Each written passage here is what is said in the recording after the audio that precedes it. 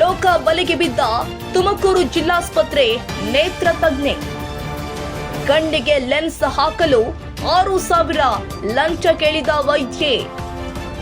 ತುಮಕೂರು ಜಿಲ್ಲಾಸ್ಪತ್ರೆಯಲ್ಲಿ ನೇತ್ರ ಚಿಕಿತ್ಸಕಿಯಾಗಿರುವ ಡಾಕ್ಟರ್ ಸವಿತಾ 6,000 ಹಣ ಲಂಚ ಪಡೆಯುವಾಗ ರೆಡ್ ಹ್ಯಾಂಡ್ ಆಗಿ ಲೋಕಾಯುಕ್ತ ಬಲೆಗೆ ಸಿಕ್ಕಿಬಿದ್ದಿದ್ದಾರೆ.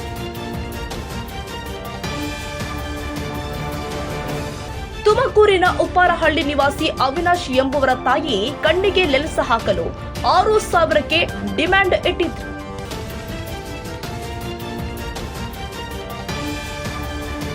ಈ ಸಂಬಂಧ ಲೋಕಾಯುಕ್ತಕ್ಕೆ ಅವಿನಾಶ್ ದೂರು ಕೊಟ್ಟಿದ್ರು. ಸೋಮವಾರ ಮಧ್ಯಾಹ್ನ ಜಿಲ್ಲಾಸ್ಪತ್ರೆಯ ಸಿಬ್ಬಂದಿ ಮನೋಜ್ ಎಂಬಾತನ ಮೂಲಕ 6,000 ಲಂಚದ ಹಣ ಪಡೆಯುವಾಗ ರೆಡ್ ಹ್ಯಾಂಡ್ ಆಗಿ ಲೋಕಾ ಟೀಮ್ ಹಿಡಿದಿದ್ದಾರೆ.